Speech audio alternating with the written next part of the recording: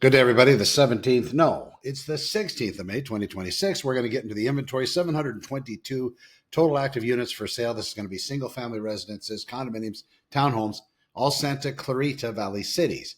Now, a couple months ago, we had no more than about 520. So we're experiencing that springtime movement, that spring and summer movement where people are jockeying for position. Now you'll see agents putting out videos hand over fist about how great the schools are and how great the community is, how safe it is out here. You need to do your own recon. You should come out here and maybe call the sheriff's department, see what they think before you buy anything in any neighborhood. And this is the cop that's in me, not literally, but I was one. Anyway, but you should call the local law enforcement. Let's say you see a neighborhood. Let's say, oh my God, I'd love to live in Bridgeport. I'd love to live in North Park or Northbridge or one of these different Valencia communities. Maybe it's Canyon Country. Maybe there's a community over there you really like. And you've kind of narrowed it down, right? So you want to call the sheriff's department and you want to talk to the deputy who answers the phone. Could be a volunteer, could be a real live deputy. You want to try to track down a real live deputy. You want to try to track down the deputy that works these areas. So there are particular deputies assigned to basic areas. Like LAPD, we had basic cars. The car, you had the P3 or the leader kind of on the car. Below a supervisor or a sergeant, they had people they train or partners they work with, and they kind of, take care of a particular area. That's kind of who you want to hook up with if you can. And beyond that, you can usually talk to the watch deputy or the lead deputy that happens to be on the shift. And, don't do it Friday night at 8 p.m. That's probably going to be a little busy. But, Monday, midday, say, listen, I'm interested in buying this area, thinking about buying here in Santa Clarita. Can you tell me a little bit about it from a crime perspective? Is there anything going on, anything I should be aware of? I remember David. David lived in a house in Burbank I bought back in, my gosh, 1993. David lived down the street. Didn't know David, but David liked to wear welding gloves and walk the neighborhood. He would go to 7-Eleven. He would get a double super big gulp, I think, in a cup. That's what the welding gloves were for. So David had a lot of problems that went beyond wearing welding gloves to carry a super large Coke.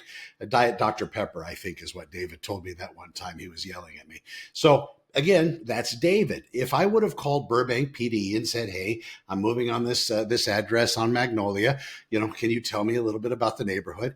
I'm sure without a doubt they would have said, well, David lives down the street and he's kind of harmless, but, he'll stand outside your window and scream for a couple hours every once in a while when he thinks that you're bothering him. And it could be at 2 o'clock in the morning, 3 o'clock. Well, what are you going to do about David? If I would have made the call, I would have known about David. So you should make the call as well to see if there's a David living around you. And also they'll give you other stuff. Maybe there's a boy band next door that you don't find out during your routine recon of the neighborhood. You go and you bang on the doors and everybody's real nice and peaceful. They just want the house sold to some good folks. And they're not going to tell you about their kids in the boy band. They're going to try to become the next, I wanted to say Led Zeppelin, but we'll go Bon Jovi. They're in the garages banging on those drums and you hear it all hours of the day. Again, barking dogs, something else. It's nice to see if people have pets because when you're there visiting, you might not hear a dog at all. It might be so peaceful, but maybe you work at night and you try to get your sleep at 7 a.m. and that's when they let the dog out. Rough. And there you go. The other investigations you should do as a buyer is you want to go door knock the neighbors. I don't know why more people don't say this. You got to find out who's living next door. Not that you're going to, have an issue with whoever answers the door, but it's kind of a good feeling, right? You go over there and you bang on the door and lo and behold, it's an ex-wife you might have had that had a restraining order against you. Maybe that's not the best house to buy. You get the idea. Also, if these properties that are next to yours that impact your property have a problem or can cause a problem with your property, what do I mean? Trees. Big trees, big roots, broken fences, leaning fences, cracked block walls that are shared with the neighbor. Depending on what it might be. Maybe you're on a hillside and they have the property on the upper side of the hill with quite a large elevation over you. Where are they looking? Where are they seeing? Do they have a pool in the backyard? Are you going to be out there sunbathing and have people, looking over the fence? I mean, these are good things. No, you might not be able to do anything about that stuff, but you could at least find out if you have massive root structures that the seller's not willing to pay for, you're willing to accept purchasing the property with those massive roots coming through and a leaning fence, maybe banging on the neighbor's door, kind of have, I'm buying the house next door. I haven't really asked the seller, but those roots that are coming from your house going under the fence, causing the fence to crack or lean. Do you think we could maybe talk about that at some point? I mean, you can only believe people so much, but if they're kind of willing to, and we've told them they haven't been wanting to do it, but we're more than willing, maybe you're okay with that. But, to get it in writing, I don't know how far you could go with it, but at least you've made that contact, had the conversation. And if they say F you and slam the door in your face, well, then you've had that conversation.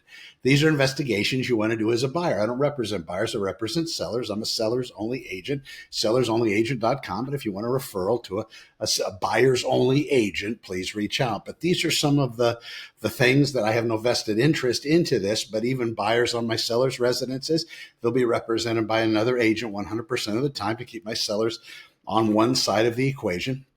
You should always have your own agent on your side of the equation as a buyer, but these are things to watch out for. Even on my listings, you should go bang on all those doors. You want to do your investigations. You want to make sure you hire a qualified home inspector to have a look at the residence. And if that home inspector, they need to have some kind of a track record, or maybe you ask them outright, if you see something that's beyond your pay grade, what's your pattern of practice? What will you do? And have you ever killed a deal? Not a bad question for a home inspector, meaning have they ever, everybody wants to be nice. They want the buyer to have what the buyer wants. But in some cases, being nice doesn't help you from a purchasing perspective. Maybe they're so nice that they write this thing up all beautifully and eloquently, don't pay a lot of attention to something maybe they should have written with a little bit more focus, and you move into the house and there's a problem. Of course you closed and everybody got paid and the home inspector gets to get hired again because now they have this stellar, fantastic reputation and it just continues. But what happened to you? Well, you should have maybe been told in a different way or something of that nature. Also, when you're going through the inspection report, when you get to that point and you see things on there, if there's any question, if you see verbiage that's not matching a photograph, or if you see, because in some cases, they're taking 100 pictures, 150 pictures, depending on the property. So if you see the explanation, you got the picture here, you see the explanation, and the explanation talks about rat droppings, and this is a picture of the sun. Try to figure that out. Ask them, on page 23, you're talking about mouse poop that you found somewhere, but instead of showing me where the mouse poop is, you mentioned it. You said it was in the attic in the far corner. Looks like it was old. It was petrified. Yeah. Petrified, but you showed a picture of the sun. So I'm confused. What does that mean? And if they call you up to explain it, great. Thank you so much for calling. I'm going to follow up with you in an email just so I understand what you've told me and have them respond. You got to get the stuff in writing. Folks, if it's me, if you have a buyer's agent, right, and they're telling you things, follow it up in an email. If you have a lender that's telling you stuff, again, follow it up in an email. It's just good practice. There's the trust thing.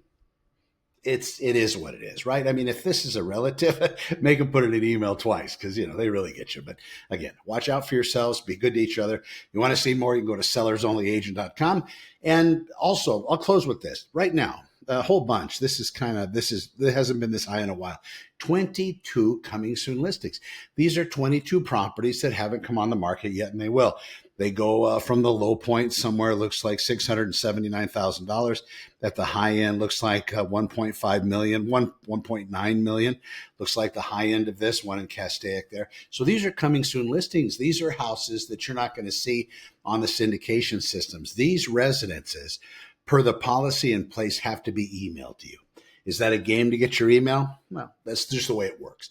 So if you have an agent, say, listen, Jack or Sarah or whatever your agent's name is, call them up and say, I want to make sure that I'm getting the coming soon listings as they hit the market. And it'll be by your criteria, but 22 isn't a whole bunch to go through anyway.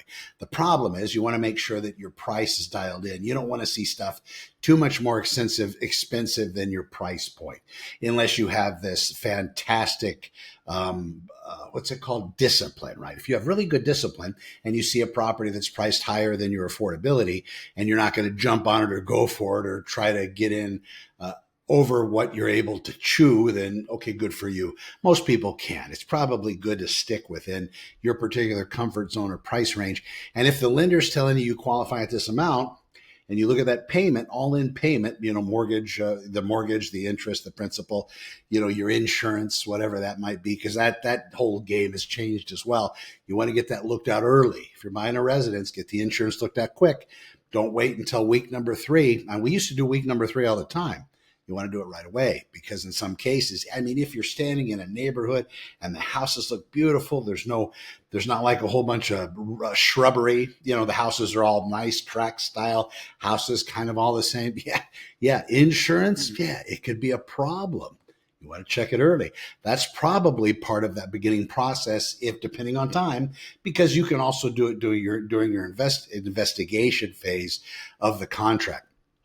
But it's not a bad idea. If you settle on Northbridge, North Park, or Bridgeport, or Bouquet Canyon and Saugus, or whatever it needs to be, whatever the area is, make a phone call. You can call Scott Wilk with Twig Insurance, TWIFIG. Anyway, Scott Wilk, WILK. Hit him up. Say, listen, I'm thinking about buying in this particular area, or ask your buyer's agent. They should be able to give you great information as far as who to call, try to connect those dots. And also, if you have insurance as well, I'm sure you have insurance on something, I would imagine. If you're buying a house, you probably have a car. 10 years from now, that'll probably be weird. But right now, you probably do. Call that insurance company and see if there's some kind of a good deal for bundling. Maybe you got AAA, and they'll be able to also write the car policy and the house policy and save you some money that can't be beat out there, but make sure that the house is able to be insured by whichever company you're going to go with, because some use the California Fair Plan for insurance as well. Do your investigations. What does that mean? What does that deductible look like? How much is it going to cover? I know that some insurance cats, like Scott, for example, I don't get anything from this cat, but he's good. He covers everything. So if you have a loss, a total loss, he makes sure that the coverage covers the whole deal, right? Instead of you thinking, God, I'd love to, the only thing I can do is move a single wide on the property, and you actually had a 3,000 square foot house at one time. Watch out for yourselves. Connor with Honor, sellersonlyagent.com. You can also go to connorwithhonor.com and about 15 other websites. All right. We'll see you in the next one. Thanks for watching. See you tomorrow. Bye.